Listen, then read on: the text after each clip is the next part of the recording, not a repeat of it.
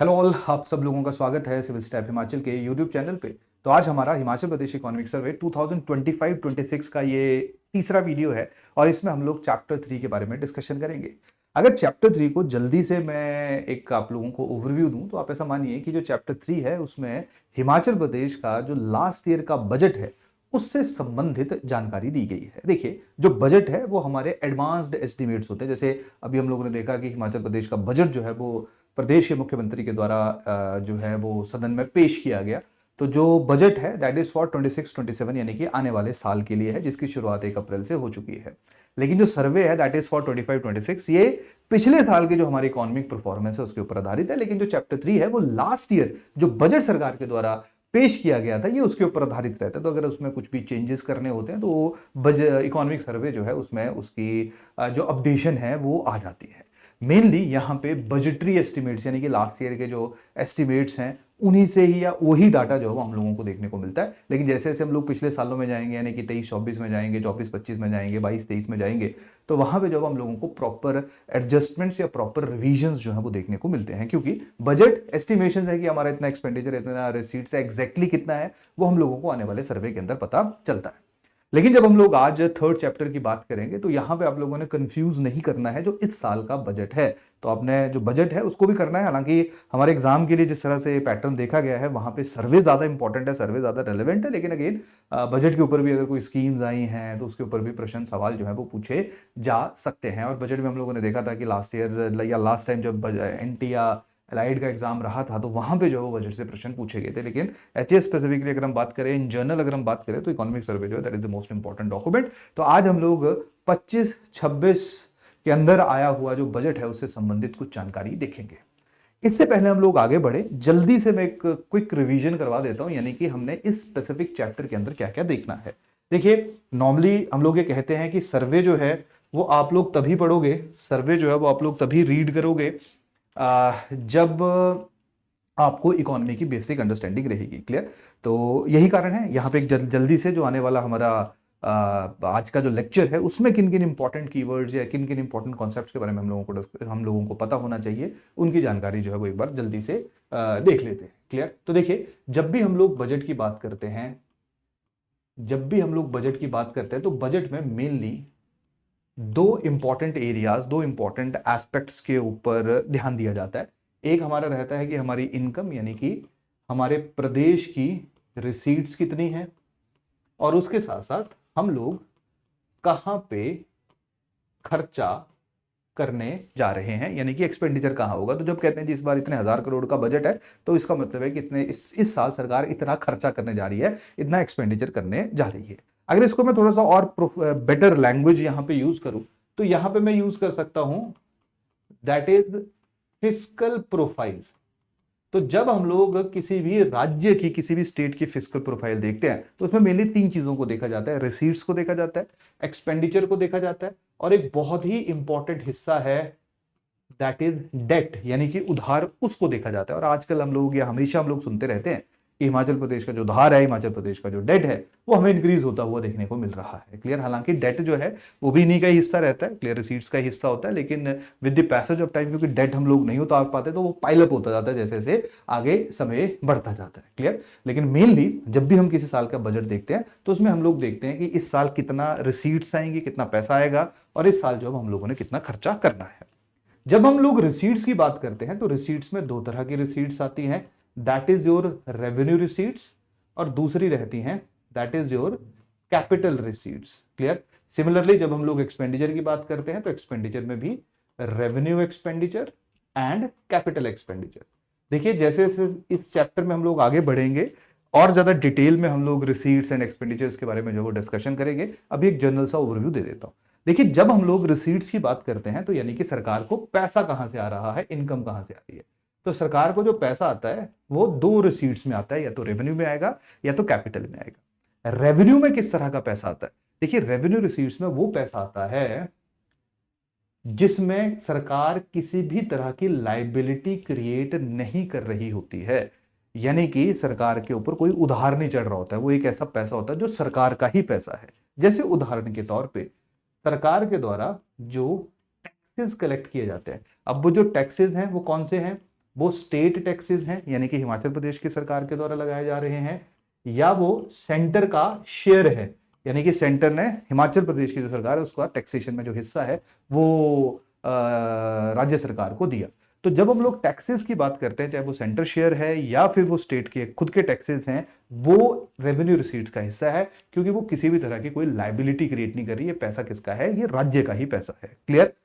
इसके साथ साथ रेवेन्यू में दूसरी और चीज आती है जहां पे हम लोग कोई एसेट भी लूज ना कर रहे हों। जैसे अगर मान लीजिए हिमाचल प्रदेश की सरकार कोई चीज बेच रही है, जैसे मान लीजिए उन्होंने कोई अपना इंफ्रास्ट्रक्चर बेच दिया, तो कुछ अगर उन्होंने कोई अपना कंपनी में शेयर बेच दिया, तो अगर वो कहीं पे अपना हिस्सा बेच रहे हैं तो वहां से भी इनकम जनरेट होगी। तो वो क्या आ गया? वो एसेट लूज हुआ तब पैसा जनरेट हुआ, तो वो रेवेन्यू रिसीट का हिस्सा नहीं माना जाएगा। वो किसका हिस्सा माना जाएगा? वो कैपिटल रिसीट का माना जाएगा।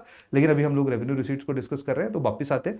तो रेवेन्यू रिसीट्स या ना लाइबिलिटी क्रिएट हो रही हो, ना कोई उधार चढ़ रहा हो, यानी कि सरकार खुद उस जो पैसा है वो गवर्नमेंट का ही है, और ना ही किसी तरह का एसेट लूज हो रहा हो। क्लियर? तो उसमें टैक्स रेवेन्यू आ गया, इसके साथ साथ नॉन टैक्स रेवेन्यू आ गया। मतलब लेट अस सपोज अगर सरकार का किसी कंपनी में शेयर है, उस कंपनी ने प्रॉफिट कमाया, तो जो सरकार का शेयर है उसके प्रोपोर्शन में डिविडेंड आएगा, तो वो जो डिविडेंड है वो किसका हिस्सा आ जाएगा? That is your non tax receipts का हिस्सा आ जाएगा। सरकार ने लोन दिया हुआ है, उस लोन के ऊपर सरकार ने इंटरेस्ट कमाया, तो जो इंटरेस्ट पेमेंट है वो किसका हिस्सा आ जाएगा? वो नॉन टैक्स रेवेन्यू रिसीट्स का हिस्सा आ जाएगा। तो रेवेन्यू रिसीट्स में टैक्स भी आता है, यानी टैक्स रिसीट्स भी आती है, नॉन टैक्स रिसीट्स भी आती हैं, और इसके साथ साथ जो है वो क्या आता है? That is your grant in aid, जो कि सेंटर के द्वारा जो है वो स्टेट्स को शेयर दिया जाता है on the basis of finance commission. तो जो ग्रांट इन एड है, अगेन वो भी पैसा आ गया, तो सरकार उसको यूज करेगी। अगेन सरकार के ऊपर ना कोई लाइबिलिटी क्रिएट हो रही है, ना कोई एसेट लूज हो रहा है। तो रेवेन्यू रिसीट्स में tax, non tax receipts and grant in aid जो है वो इसका हिस्सा माना जाता है। इसके साथ साथ जो जब हम लोग दूसरे पे चलेंगे, that is your capital receipts. तो कैपिटल रिसीट्स में वो इनकम सरकार की होगी या वो लाइबिलिटी क्रिएट कर रही होगी। तो लाइबिलिटी किससे क्रिएट होगा? कि अगर मान लीजिए सरकार ने कोई भी लोन लिया, कोई भी उधार लिया, वो उस साल रिसीट्स का हिस्सा बनेगा, पर वो लाइबिलिटी क्रिएट कर रहा है, तो वो किसका हिस्सा बनेगा? कैपिटल रिसीट का हिस्सा।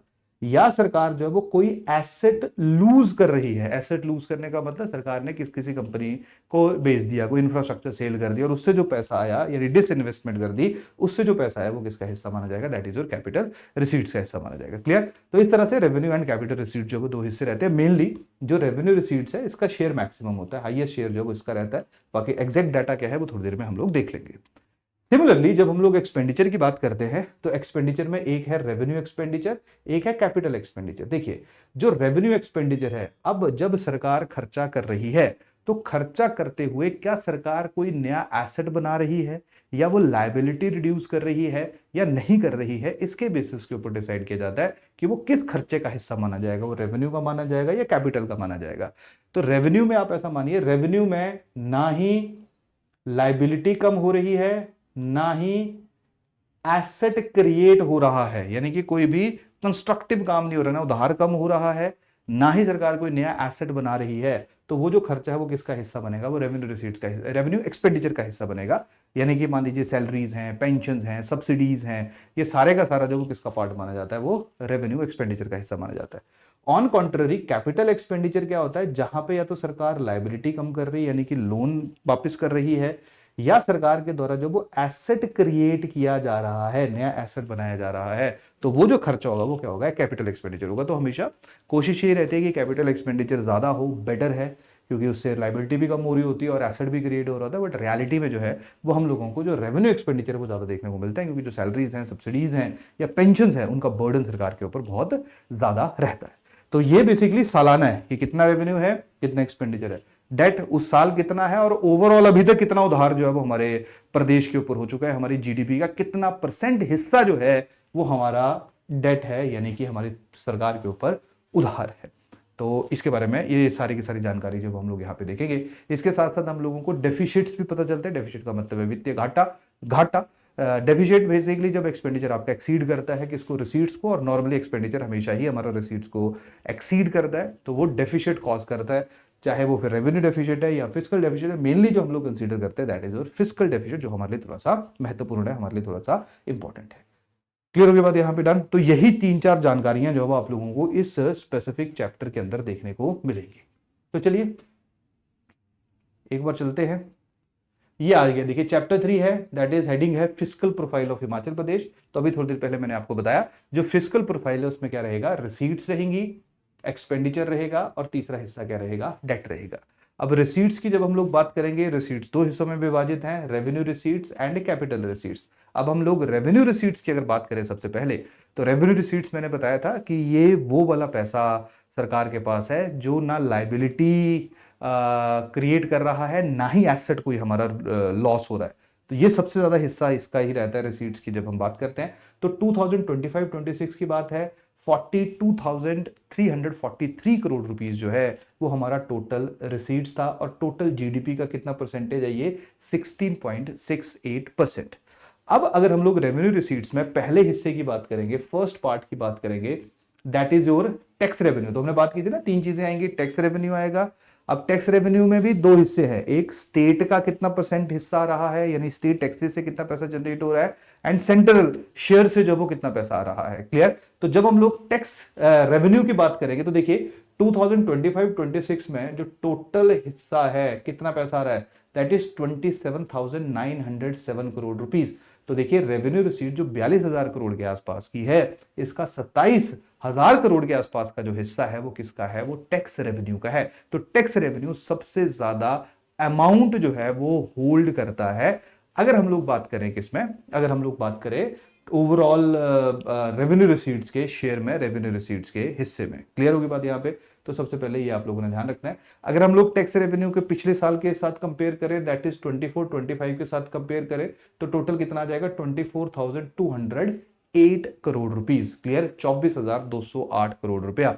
तो मतलब जो टैक्स रेवेन्यू है पिछले साल के मुकाबले, 24-25 के मुकाबले, हम लोगों को 15.28% की ग्रोथ जो है वो देखने को मिली है। क्लियर होगी बात यहां पे?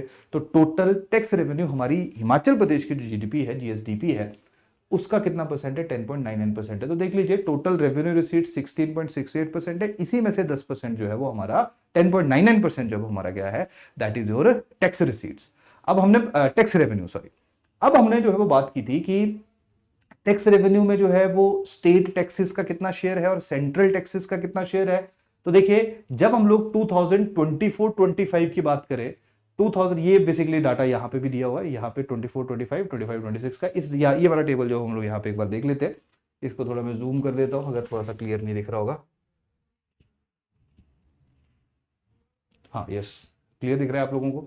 चलिए, तो देखिए सेंट्रल टैक्सेस के शेयर की अगर हम बात करें, ये वाला जो ईयर है दैट इज 25-26, कितना परसेंट आ गया, 23.12%। क्लियर? ये देख लो, component of tax revenue as a percentage of total receipts. Total receipts, जितना टोटल पैसा आ रहा है उसका कितना परसेंट जो है वो सेंट्रल टैक्सेस का है, कितना परसेंट जो वो स्टेट टैक्सेस का है। तो अगर हम लोग 2025-26 की बात करें तो यहां पे सेंटर के टैक्सेस का जो शेयर है वो कितना है, 23.12। यानी कि अगर हम लोग मान लीजिए 100 रुपया हमारा प्रदेश कमा रहा है, तो उसमें 23.12 रुपीज जो वो किसकी तरफ से आ रहा है, जो सेंट्रल के टैक्सेस का शेयर हमारे प्रदेश को आ रहा है। सिमिलरली स्टेट ओन टैक्सेस 2025 और 26 में कितना शेयर है स्टेट का, 31.53%। क्लियर? 31.53%, यानी कि अगर 100 रुपया हमने कमाया तो 23.12 तो सेंटर के टैक्सेस का शेयर आया, हमारे प्रदेश के टैक्सेस का शेयर कितना आ गया, 31.53। क्लियर? तो लगभग 54.65% एग्जैक्टली, अगर होपफुली मैंने कैलकुलेशन ठीक ही की होगी, या अप्रोक्सीमेटली 55%। अब आप देख लीजिए टोटल जो हमारी रिसीट्स हैं, सिर्फ रेवेन्यू रिसीट्स नहीं, टोटल जो हमारी रिसीट्स हैं उनका 55%, 55% जो वो कहां से आ रहा है, टैक्स रेवेन्यू से आ रहा है, जिसमें मेन 25-26 में सबसे ज्यादा शेयर किसका है, स्टेट टैक्सेस का है, और सेंट्रल टैक्सेस का कम है। अगर हम उससे पिछले साल चले, यानी कि 2024-25 में चले, तो देखिए सेंट्रल टैक्सेस का कितना है, 15.51 है, स्टेट का कितना था, 19.64। उससे पीछे चले, सेंट्रल टैक्सेस का 16.05, स्टेट का 2.26। इसमें प्रॉब्लम क्या थी, ये परसेंटेज क्यों इतनी कम है और यहां पे इतनी ज्यादा, इसलिए है क्योंकि जो ग्रांट इन एड है उसमें बहुत सिग्निफिकेंट डिक्लाइन देखा गया है जो कि रिसीट्स का हिस्सा है। तो ग्रांट इन एड में अगर कम हुआ तो परसेंटेज ऑफ ऑटोमेटिकली टैक्सेशन की जो है वो क्या होगी, वैसे भी नंबर भी बढ़ा लेकिन ऑन कॉन्ट्रेरी जो परसेंटेज उसमें हम लोगों को बहुत सिग्निफिकेंट जो इंक्रीज है वो देखने को मिला। क्लियर हो गई बात यहां पे। तो यहां से एक पैटर्न हम लोगों ने ऑब्जर्व किया कि हमेशा ही जो स्टेट के टैक्सेस हैं, इवन जो टैक्स रेवेन्यू है उसमें जो स्टेट के टैक्सेस हैं, यानी कि स्टेट जो खुद टैक्स लगा रही है, जो वही कलेक्ट करती है, उसका हिस्सा जो है, उसका जो शेयर है वो हमेशा जो सेंट्रल का शेयर यानी सेंटर से जो टैक्सेस का शेयर स्टेट को आ रहा है उससे हमेशा ज्यादा है। क्लियर हो गई बात यहां पे, डन। तो आप एटलीस्ट ये वाला परसेंटेज होगा याद रख लेना। ये मैंने आप लोगों को आइडिया दे दिया कि अगर 100 रुपया कमा रहे तो 55 रुपया जो है वो सिर्फ कहां से आ रहा है, टैक्स रेवेन्यू से आ रहा है। क्लियर, चलिए 19.64, 24, 25, ठीक है, 23.12, ठीक है, डाटा ठीक है, लेकिन आई थिंक यहाँ पे जो है वो एक लाइन और ऐड हो सकती है, इसलिए मैंने यहाँ पे ऐड किया था कि यहाँ पे हमें ये भी रखना है, दैट इज 31.53%, यही वाले में दैट इज फॉर 25, 26। ये तो चलो कर ही लो, लेकिन ये याद रखने दो डाटा। क्लियर होगी बात यहाँ पे। अब चलते हैं दूसरे इंपॉर्टेंट हिस्से के ऊपर, that is grant in add.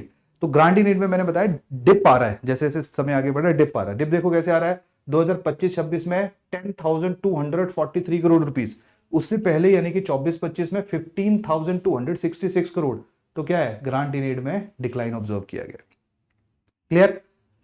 Non tax revenue की अगर हम लोग बात करें, नॉन टैक्स रेवेन्यू 4,193 करोड़, इसमें भी 0.89% का डिक्लाइन यानी कि नेगेटिव ग्रोथ जो है वो रजिस्टर की गई है। क्लियर होगी बात यहां पे। तो नॉन टैक्स रेवेन्यू में भी डिक्लाइन हुआ है एंड जो ग्रांट इन एड है उसमें भी डिक्लाइन हुआ है। टैक्स रेवेन्यू में जो है वो हम लोगों को 15% के आसपास का जो है वो इंक्रीमेंट यानी इंक्रीज जो है वो हम लोगों ने ऑब्जर्व किया है। अब एक बार इन्हीं से संबंधित थोड़ी सी और डिटेलिंग देख लेते हैं। अब देखो ये आ जाओ। अब ध्यान रखना यहाँ पे मैप पढ़ते हुए गड़बड़ हो जाती है, सॉरी मैप तो नहीं, जो टेबल्स हैं हमारे, ग्राफिक्स हैं हमारे, ग्राफ्स हैं हमारे, पाई चार्ट्स हैं हमारे, है ना, वेन डायग्राम्स है हमारी, उनको पढ़ते हुए थोड़ी गलती हमसे हो जाती है। लिखा है components of non tax revenue as percentage of total receipts. Clear.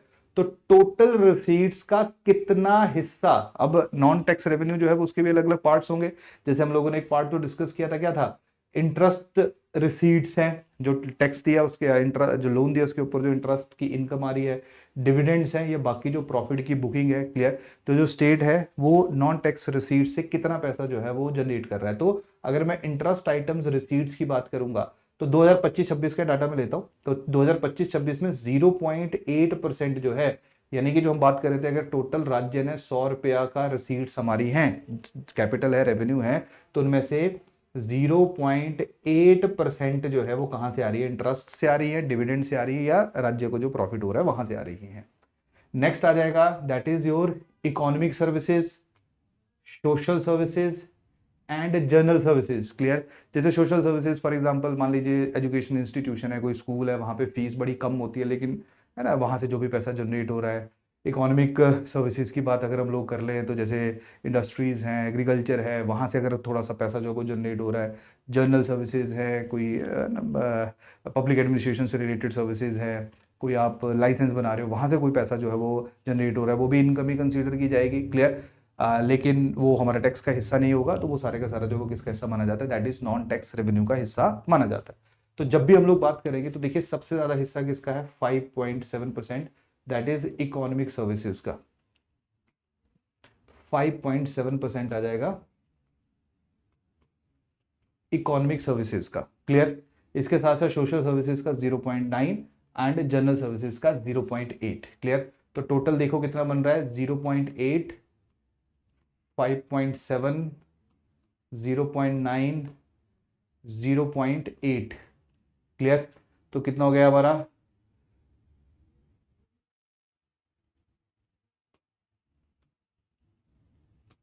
8.2%। 8.2% का जो टोटल शेयर है वो नॉन टैक्स रेवेन्यू जो है वो हमारा होल्ड कर रहा है। सिमिलरली अगर हम लोग जीआईए की बात करें, यानी कि ग्रांट इन एड की बात करें, तो टोटल रिसीट्स में ग्रांट इन एड का कितना शेयर है, जैसे मैंने बताया कि with the passage of time जो है वो कम हो रहा है। तो देखिए 2022-23 में टोटल मान लीजिए अगर 100 रुपया था तो 27.6% कहां से आ रहा था, ग्रांट इन एड से आ रहा था, यानी कि सेंटर की तरफ से पैसा आ रहा है, डिक्लाइन हुआ 23-24 में 25.6%, और डिक्लाइन हुआ 22.2%, और डिक्लाइन हुआ 20.1%। तो हम लोगों को ग्रांट इन एड में भी डिक्लाइन हम लोग ऑब्जर्व कर रहे हैं। क्लियर। इसके साथ साथ अगर मैं यहाँ पे नॉन टैक्स रेवेन्यू की परसेंटेज की बात करूं तो उसमें बेसिकली जो है वो इंक्रीज है पिछले साल, यानी कि 23-24 के मुकाबले अगर मैं बात करूंगा 25-26 का, तो 23-24 में जो टोटल शेयर था नॉन टैक्स रेवेन्यू का वो 5.17% था। ओवरऑल रिसीट्स का जो अभी हमने देखा 8.21% जो हो गया, 8.2% जो अभी हम लोगों ने डिस्कशन किया। क्लियर। तो इस तरह से जो है वो ओवरऑल जो परसेंटेज है उसमें इंक्रीज हो रहा है, डिक्रीज हो रहा है अगर मैं टोटल रिसीट्स की बात करूं। तो ये था रेवेन्यू रिसीट्स और उसके अलग अलग आइटम्स या अलग अलग उसके कंपोनेंट्स, और उनमें इंक्रीज हो रहा है डिक्रीज हो रहा है उसके बारे में हमारी डिस्कशन। क्लियर। तो सबको समझ आ गया, that is revenue receipts. Clear. अब आते हैं कैपिटल रिसीट्स के ऊपर।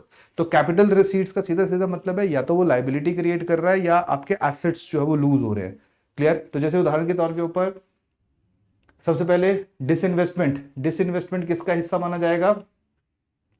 डिसइन्वेस्टमेंट किसका हिस्सा माना जाएगा? डिसइन्वेस्टमेंट जो वो कैपिटल रिसीट्स का हिस्सा। क्यों? क्योंकि यहाँ पे एसेट सेल हो रहे हैं। तो देखिए 2025-26 में 0 रुपए की डिसइन्वेस्टमेंट जो है वो हमारे द्वारा की गई, यानी कि हमारी सरकार के द्वारा की गई, यानी कि कोई भी एसेट नहीं बेचा गया, कोई भी कंपनी नहीं बेची गई। लोन रिकवरी, लोन रिकवरी जो है वो 41 crore rupees, 83 crore rupees and 28 crore rupees. तो मतलब ये ऐसे है 25, 26, 24, 25, 23, 24, यहां पे भी ऐसे ही है 23, 24 में 7 करोड़ की डिसइन्वेस्टमेंट हुई, 24, 25 में 0 रुपीस की हुई, और 25, 26 में भी 0 रुपीस की। तो 3-3 साल का जो है वो ये हमारे यहाँ पे डाटा है। तो लोन रिकवरी ये भी किसका हिस्सा आ जाएगा? लोन रिकवरी भी किसका हिस्सा है? That is capital receipt. चूंकि लोन रिकवरी में भी जो आपका एसेट है जहां से आप पैसा जनरेट कर रहे हो वो आपका जो वो खत्म हो गया, तब आपने वो पैसा वापस ले लिया, तो यही कारण है ये भी किसका हिस्सा माना जाएगा? That is your capital receipts का। क्लियर हो गया बात यहां पे? डन। चलिए अब हम चलते हैं एक्सपेंडिचर के ऊपर। ये आ रही है खर्चा, एक्सपेंडिचर।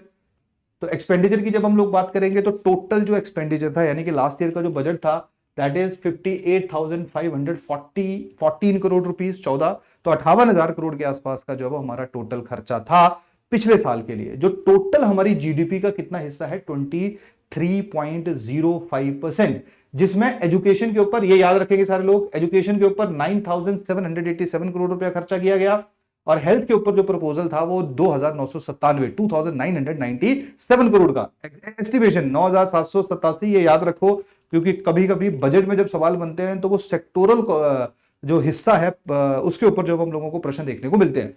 जब हम लोग एक्सपेंडिचर की बात करेंगे तो एक्सपेंडिचर में एक हमारा रेवेन्यू एक्सपेंडिचर है, एक हमारा कैपिटल एक्सपेंडिचर है। हम लोगों ने स्टार्टिंग में डिस्कशन किया था कि जो सबसे बड़ा पार्ट रहता है एक्सपेंडिचर का वो कौन सा रहता है? रेवेन्यू एक्सपेंडिचर रहता है। तो देख लीजिए यहीं पे 48,733 करोड़ रुपीस का जो हमारा रेवेन्यू एक्सपेंडिचर, यानी कि ये एक ऐसा खर्चा है जहां पे ना हम कोई एसेट बना रहे हैं ना ही हमारी कोई लाइबिलिटी कम हो रही है। क्लियर। और इसमें कितने परसेंट की ग्रोथ ऑब्जर्व की? 8.9%। और टोटल खर्चे का, यानी कि जितना हम लोग खर्चा कर रहे हैं, टोटल खर्चे का जो शेयर है दैट इज 83.28%। एग्जैक्टली याद रखना है आपने, 83.28% जो है वो टोटल एक्सपेंडिचर का सिर्फ हमारा रेवेन्यू एक्सपेंडिचर ही है, जो सैलरी, सब्सिडीज, पेंशन में जो वो खर्चा किया जा रहा है। क्लियर। इसके साथ साथ अगर हम लोग इसी रेवेन्यू एक्सपेंडिचर को टोटल जीएसडीपी का देखेंगे तो ऑब्वियस बात है जीडीपी जो हमारे खर्चे से ज्यादा रहती है। ओवरऑल हिमाचल की इनकम कितनी है तो उसका वो 19.99%। तो याद रखना आसान है, 19-19, ठीक है, 19% जो है that is the share of revenue expenditure. Clear. अब हम लोग कैपिटल एक्सपेंडिचर पे आते हैं। Capital expenditure 3,941 crore rupees, growth minus में -30%, यानी कि आप लोगों को लगभग 1/3 का डिक्लाइन जो है वो कैपिटल एक्सपेंडिचर के अंदर होता हुआ देखने को मिला। टोटल शेयर कितना है इसका? टोटल खर्चे का 6.74%, और जीडीपी का कितना परसेंटेज शेयर आ गया? ओनली 1.55%। तो अब देखिए कैपिटल एक्सपेंडिचर का कम होना मतलब अपना आपकी लाइबिलिटी भी बहुत जल्दी कम नहीं हो रही है, और उसके साथ साथ जो आपके एसेट्स भी क्रिएट ज्यादा नहीं हो पा रहे हैं। अब देखिए जब हम लोग एक्सपेंडिचर की बात करते हैं तो ठीक है, हम लोग कैपिटल एक्सपेंडिचर की बात करते हैं, हम लोग रेवेन्यू एक्सपेंडिचर की बात करते हैं। इसी एक्सपेंडिचर में एक एक्सपेंडिचर होता है जो सबसे बड़ा खर्चा रहता है, that is your committed expenditure. तो कमिटेड एक्सपेंडिचर एक ऐसा खर्चा है जो सरकार को करना ही करना है। जैसे आपको सैलरी जानी है तो वो जानी ही जानी है, पेंशन है वो जानी ही जानी है, clear, that is your committed expenditure. तो जब हम लोग कमिटेड एक्सपेंडिचर की बात करते हैं तो कमिटेड एक्सपेंडिचर जिसमें कोई नेगोशिएशन नहीं है, दैट इज 33.6, इसी टोटल 58,514 करोड़ में से 33,697 करोड़ रुपए जो है that is your committed expenditure, और टोटल खर्चे का 57.59% है। तो कंफ्यूज मत करना, रेवेन्यू एक्सपेंडिचर 83.28 है, इसी का मेन चंक है 57.59% जो आपका कमिटेड एक्सपेंडिचर का हिस्सा आता है, जो टोटल जीडीपी का कितना हिस्सा है हिमाचल प्रदेश की 13.27%। इसके साथ साथ अगर हम लोग सब्सिडीज की बात करें तो हमारी 2025-26 में जो सब्सिडी सरकार के द्वारा दी गई दैट इज 1562 करोड़, पिछले साल दी गई थी 2152 करोड़। इसका मतलब है कि यहां पे हम लोगों ने डिक्लाइन जो है वो ऑब्जर्व किया, और टोटल खर्चे का सब्सिडी कितना हिस्सा है दैट इज 2.67%। क्लियर हो गई बात यहां पे? तो क्या है ये एक्सपेंडिचर्स, मेन दो हैं। तो यहां से हमें पता चल गया एक्सपेंडिचर हमारा 58,514 का है। जो हम लोग इनकम की बात कर रहे हैं या जो हमारा रेवेन्यू है वो इससे कम है, तो इसका मतलब है कि यहाँ पे एक डेफिसिट क्रिएट होगा। तो अगला डाटा जो डेफिसिट से रिलेटेड है, डेट से रिलेटेड है, लेकिन ये एक बेसिक अंडरस्टैंडिंग है थोड़ी सी। अगर अब हम लोग एक बार डिटेलिंग में भी चले जाते हैं ताकि अगर कोई ढंग से समझना चाह रहा है तो उसको समझ आ जाए, ठीक है। चलिए ये देखो, ये टेबुलर फॉर्म में यहां पे है, तो मेरी सजेशन है ज्यादा दूर नहीं जाना, ये एटलीस्ट पढ़ देना एक बार। ये वाला एक बार आप लोग देख लोगे, ये वाला जो आप लोग यहां पे देखोगे, देखिए ये है 25-26 के बजटरी एस्टिमेट्स हैं, 24-25 के रिवाइज्ड एस्टिमेट्स हैं। तो जैसे मैंने आपको बताया था जब साल खत्म होता है तो उसमें चेंजेस जरूर आते हैं, क्लियर। अब ये सारे का सारा जो है वो रेवेन्यू एक्सपेंडिचर का ही हिस्सा है। जैसे देखिए रेवेन्यू एक्सपेंडिचर में पहला हिस्सा क्या है, सैलरी एंड वेजेस, क्लियर। तो सैलरी एंड वेजेस की अगर हम लोग बात करेंगे तो टोटल जितना हमारा रेवेन्यू एक्सपेंडिचर है कितना है, 48,733 करोड़ रुपया। इसमें 16,635 करोड़ रुपीस जो वो सिर्फ किसका है, सैलरी का है, क्लियर। टोटल खर्चे का 28.43% है। तो 100 रुपए अगर खर्चा आ रहा है तो 28.43 जो है वो सिर्फ सैलरीज और वेजेस के ऊपर खर्चा जा रहा है। दूसरा जो सबसे बड़ा कंट्रीब्यूटर है that is your pension. Pension में देखिए 10,323 करोड़ रुपए जो वो खर्चा किया जा रहा है, जो टोटल 17.64% है।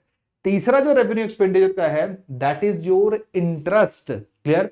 जो लोन के ऊपर जो है वो इंटरेस्ट दिया जा रहा है। अब देखिए दो चीजें यहां पे, मान लीजिए लोन है 100 रुपए का, ठीक है, मान लेते हैं इसके ऊपर जो वो 10% का इंटरेस्ट पेमेंट है, तो कितनी होगी, 10 रुपए होगी। तो अगर सरकार सिर्फ इंटरेस्ट पेमेंट वापस कर रही है तो वो किसका हिस्सा है, रेवेन्यू एक्सपेंडिचर का हिस्सा है, क्योंकि इससे जो है वो आपकी लायबिलिटी कम नहीं हुई, क्लियर। अगर मान लीजिए सरकार जो है वो 10 रुपया दे रही है, सिर्फ इंटरेस्ट पे कर रही है जो नॉर्मली करती है, ठीक है, तो ये है।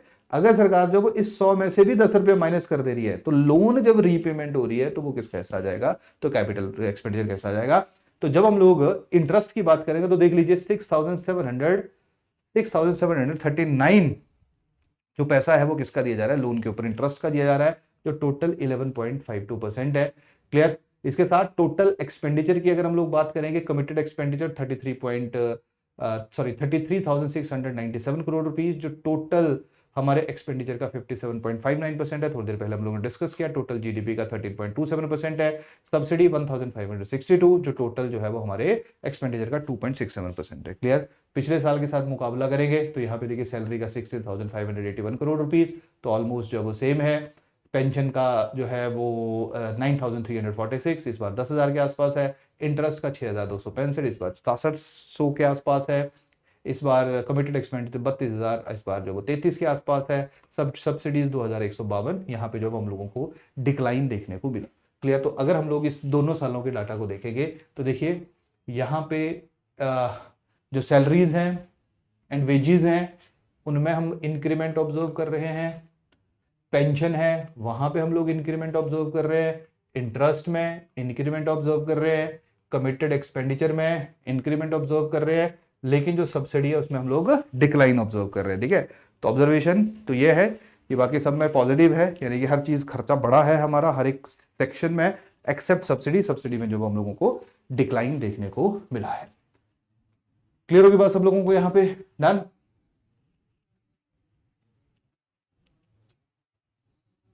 चलिए देखिए, ये वही सारी के सारे एस्पेक्ट्स जो अभी हम लोगों ने डिस्कशन किया, तो ये आपको थोड़ा से ज्यादा ईयर्स के यहाँ पे दिए गए हैं, लेकिन जैसे मेरी सजेशन है कि 2 साल या 3 साल, मैक्सिमम 2 साल तो आप लोग इसको करके चलिए। तो जैसे फॉर एग्जांपल रेवेन्यू रिसीट्स हमारी कितनी थी 2024-25 में 43,704, 2025 में रेवेन्यू रिसीट जो वो 42,343 है। अब देखिए ये रिवाइज एस्टिमेट्स है, यहाँ पे भी अगले साल जब रिवीजन होगा तो उसमें भी हम लोगों को पॉसिबिलिटी एक इंक्रीज होगा। क्लियर। टैक्स रेवेन्यू जो वो 24,208 है, और जो 2025-26 है जहां पे 27,907 है। तो यहां से एक पैटर्न ऑब्जर्व करिए कि रेवेन्यू रिसीट्स में हम लोगों को डिक्लाइन देखने को मिला, रेवेन्यू रिसीट्स में जो टैक्स रिसीट्स है वहां पे हम लोगों को जो वो इजाफा देखने को मिला, नॉन टैक्स रेवेन्यू में हम लोगों को डिक्लाइन देखने को मिला, ग्रांट इन एड में हम लोगों को डिक्लाइन देखने को मिला, जो हमने थोड़ी देर पहले डिस्कस किया था। क्लियर। तो सिर्फ जो रेवेन्यू रिसीट्स हैं ओवरऑल, यहां से एक ऑब्जर्वेशन निकालिए, जो रेवेन्यू रिसीट्स हैं ओवरऑल रेवेन्यू रिसीट्स में कमी पाई गई है, लेकिन टैक्स रेवेन्यू में इजाफा है। इसके अलावा non tax revenue and grant in aid जो है उसमें हमें डिक्लाइन देखने को मिल रहा है। तो देखो थोड़ा सा याद रखना है, नॉन टैक्स रेवेन्यू में लगभग 100 के आसपास का जो है, मतलब 100 तो एग्जैक्टली नहीं है मेरे ख्याल में, जो है वो 40 के आसपास का गैप है, और यहाँ पे जो है वो आपका लगभग 5,000 के आसपास का ग्रांट इन एड में डिक्लाइन हुआ है। क्लियर। इसके साथ साथ डिसइन्वेस्टमेंट की अगर हम बात करें, ये हमने देखा डिसइन्वेस्टमेंट जीरो, डिसइन्वेस्टमेंट जीरो 2025-26 में, 24-25 में भी zero. Recovery of loans 29 2024-25, 28 crore 2025-26। यहां पे एक आई थिंक एक बार छोटा सा मैं क्रॉस चेक कर लेता हूं, 4183 एंड 28 करोड़।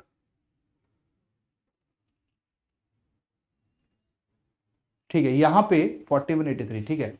यहां पे जो है वो मैंने ईयर्स थोड़ा सा करेक्शन है ये वाले डाटा में, ठीक है, थोड़ा सा ये कहा गया ये वाला, यहां पे जो थोड़ा सा करेक्शन है, जो 28 करोड़ है दैट इज फॉर 25-26, लेकिन ये जो 41 एंड 83 करोड़ है ये यहां से एक बार आपको अपडेट करना पड़ेगा। क्लियर। कहा गया यहां से जो हम लोगों को, तो 41 is for 21-22, 83 is for 22-23, 27 is for 23-24, 29 crore is for 24-25 and 28 is for 25-26। Clear. तो इसको मैं जो फाइल आपके पास आएगी उसमें मैं अपने आप चेंज कर दूंगा। क्लियर।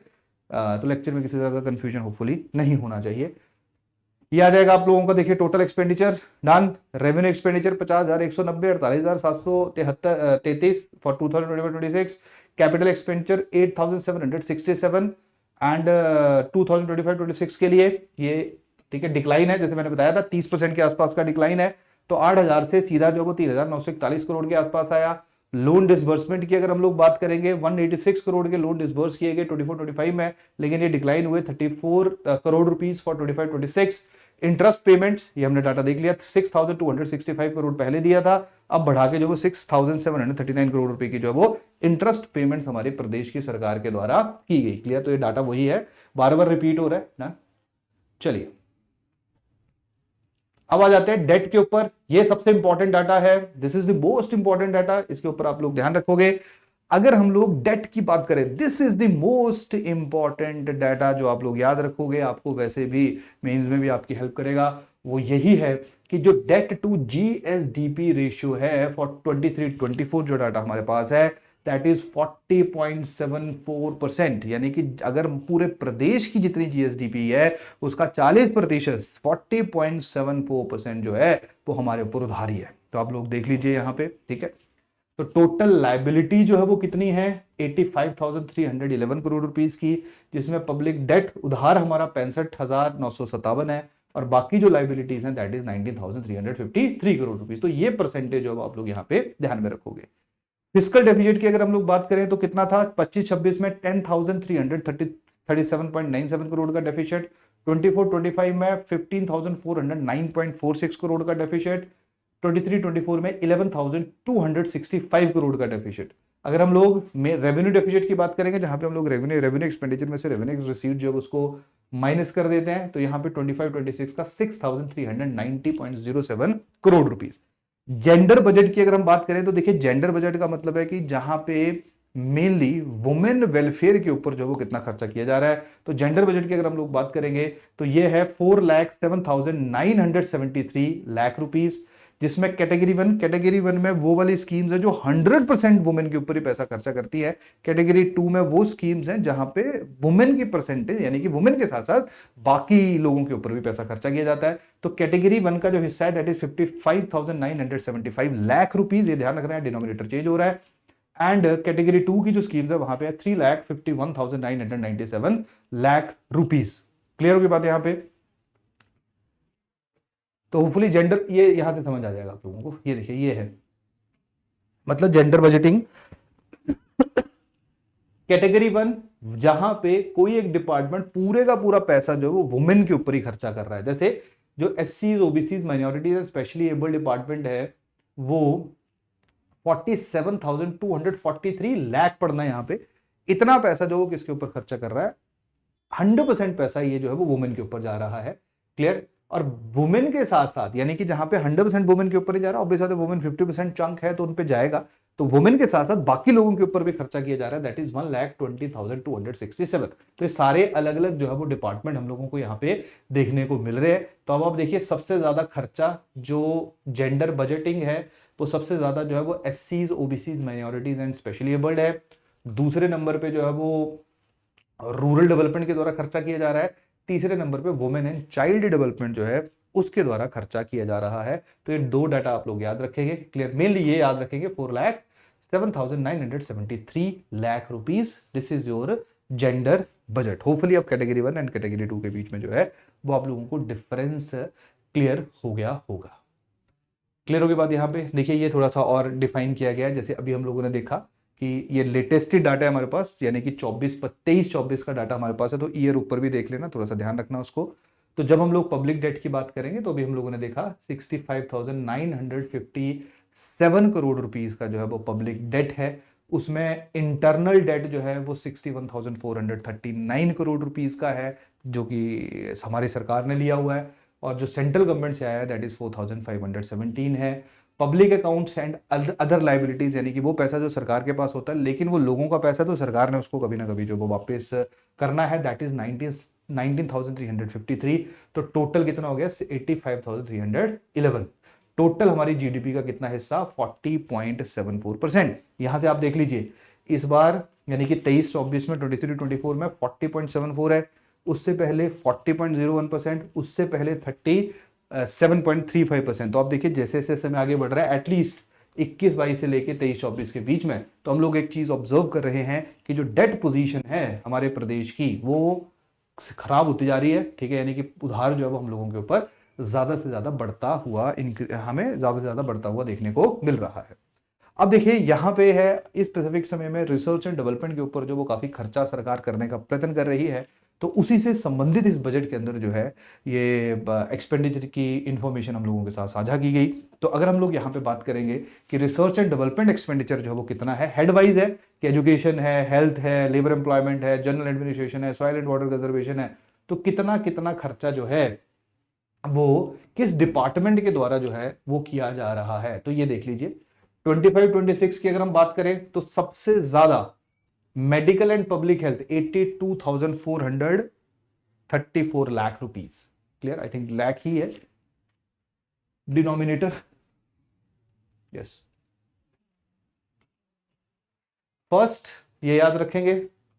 सेकंड एग्रीकल्चर रिसर्च के ऊपर दूसरे नंबर पे खर्चा किया जा रहा है, that is 23,000, sorry, second is medical and public health के ऊपर capital outlay on medical and public health 33,408। Third is agriculture research and education that is 23,405। सबसे कम पैसा जो है वो administrative services 0.09 lakh rupees. Clear? उसके बाद जो है that is your ecology and environment 6 lakh रुपया। तो यहां से आप डाटा निकाल सकते हो कि इकोलॉजी एंड एनवायरमेंट में जो R&D है उसके ऊपर जो सरकार का खर्चा है वो काफी कम है। तो जब आप लोग इकोलॉजी एंड एनवायरमेंट का चैप्टर जो है वो कवर करोगे, अगर हम लोग हमारे जीडीपी एंड टोटल एक्सपेंडिचर की बात करेंगे तो R&D के ऊपर कितना खर्चा किया जा रहा है, ये बहुत ज्यादा इंपॉर्टेंट है। इनोवेशन से रिलेटेड जो डाटा है उसमें काम आएगा, और इसको मैं ये भी कहूंगा कि प्रीलिम्स के लिए भी थोड़ा सा पढ़ लेना। तो जैसे डेट वाला है, ये ये थोड़े से इंपॉर्टेंट है, थोड़े से रेलेवेंट है। तो सबसे पहले हम लोग जीडीपी के ऊपर देख लेते हैं। तो यानी कि जितना टोटल खर्चा किया जा रहा है, हमारी जीडीपी का कितना परसेंटेज है, तीनों डाटा याद रखोगे। 0.62% था 2023-24 में, यानी कि जितना टोटल खर्चा किया गया आर&डी के ऊपर जो वो 0.62% का खर्चा था। हमारी जीडीपी का परसेंटेज 0.67 जो है वो 24-25 में है। 25-26 में हम लोगों को डिक्लाइन, यानी कि पिछले 3 सालों का सबसे कम, अगर मैं जीडीपी परसेंटेज की बात करूंगा तो खर्चा किया गया। अगर हम लोग टोटल एक्सपेंडिचर की बात करेंगे तो टोटल एक्सपेंडिचर 2.23% था 23-24 में। 24-25 में 2.07% हुआ और अभी हमारा कितना है 2.40%। तो ये थोड़ा सा जो है वो ऑब्जर्व कर लेना। अगर हम टोटल एक्सपेंडिचर की परसेंटेज निकालेंगे तो उसमें इंक्रीज है इस साल। अगर हम जीडीपी की निकालेंगे तो उसमें हम लोगों को इस साल कमी देखने को मिली है। तो ये परसेंटेज जो है आप लोगों ने थोड़ी सी ध्यान से पढ़नी है एंड कवर करनी है। क्लियर? तो देख लीजिए, ये सारे का सारा जो डाटा है ये पूरे का पूरा वही है जो अभी हम लोगों ने डिस्कस किया। तो सबसे बड़ी बात है कि fiscal issues and challenges Himachal के लिए क्या है, सरकार बार बार चिल्ला रही है। जीआईए में जो वो डिक्लाइन हुआ है, तो आप लोग देख लीजिए 15,266 से 10,243 करोड़ रुपए की कमी पाई गई। इसके साथ साथ जो है जो कैपिटल आउटले है, कैपिटल एक्सपेंडिचर है, उसमें हम लोगों को काफी डिक्लाइन देखने को मिल रहा है। हमारा जो डेट है वो इंक्रीज होता जा रहा है। कमिटेड एक्सपेंडिचर 57.59% का, यानी कि सरकार को ये करना ही पड़ेगा। सरकार के पास स्कोप बाकी चीजों के लिए बहुत ज्यादा कम बढ़ जाता है। डेट बर्डन इंक्रीज हो रहा है। क्लियर? इसके साथ साथ जब हम लोगों ने देखा कि टैक्स में तो इंक्रीज हुआ 15.28% का, लेकिन बाकी जो रिसीट्स हैं उनमें हम लोगों को जो वो डिक्लाइन होता हुआ देखने को मिला। इसके साथ साथ डेफिसिट हमारे इंक्रीज हो रहे हैं, चाहे हम लोग फिजिकल डेफिसिट की बात करें या हम लोग रेवेन्यू डेफिसिट की बात करें। क्लियर? इसके साथ साथ जो आरडीजी है उसका खत्म होना भी हमारे लिए जो वो काफी ज्यादा नुकसानदायक है। पेंशन का बर्डन जो है वो इंक्रीज हो रहा है। ये सारी की सारी चीजें जो है वो इस स्पेसिफिक बजट के अंदर जो है वो लिखी गई हैं। क्लियर? तो ये वाला जो टॉपिक है ये बेसिकली सोल्यूशंस है कि किस किस तरह से जो वो हम लोग चीज़ों को बेटर कर सकते हैं। तो इंफ्रास्ट्रक्चर को बढ़ा सकते हैं, ग्रीन इनिशिएटिव्स ले सकते हैं, एजुकेशन एंड हेल्थ के ऊपर और ज़्यादा फोकस कर सकते हैं, रेवेन्यू जो एक्सपेंडिचर है उसको बैलेंस कर सकते हैं, आर&डी के ऊपर और ज़्यादा खर्चा किया जा सकता है। क्लियर? तो ये सारी की सारी चीज़ें जो है वो हमारी यहाँ पे मैंशन है। व्हीकल एंट्री चार्जेस बढ़ाए थे, वो आप लोगों ने देख ही लिया कि क्या हुआ। तो सर्वे के अंदर जो उसका जिक्र पहले से ही किया गया था। क्लियर? तो ये हमारा जो है that is our third chapter. तो फोर्थ चैप्टर के बारे में जल्दी से डिस्कशन करेंगे। इसके साथ साथ आई थिंक एक दो सवाल थे आप लोगों के बेस ईयर से रिलेटेड। तो बेस ईयर अभी हम लोग 2011-12 ही चल रहा है, अगली बार देखेंगे क्योंकि सरकार ने वैसे नोटिफाई तो कर दिया है। तो देखते हैं नेक्स्ट टाइम जो है वो क्या बेस ईयर ये लोग लेके आएंगे। दूसरा जो है वो पेपर कब आएगा, पेपर के बारे में हम लोगों को आइडिया नहीं है। अप्रैल में नोटिफिकेशन तो आनी चाहिए थी, ठीक है। लेकिन अगेन आप लोग सुन सुन के परेशान हो चुके होंगे, लेकिन आप तैयारी करते रहिए क्योंकि जब नोटिफिकेशन आएगी तो उसके 2 महीने के अंदर अंदर पेपर होने की संभावना रहेगी। अगर जून में हुआ तो हुआ, नहीं तो फिर बाद में हो सकता है। चलिए ठीक है, इसी के साथ ही छोटे से सेशन को मैं यहाँ पे खत्म करता हूँ। बाकी जल्दी अगले लेक्चर्स के साथ आएंगे। थैंक यू, धन्यवाद।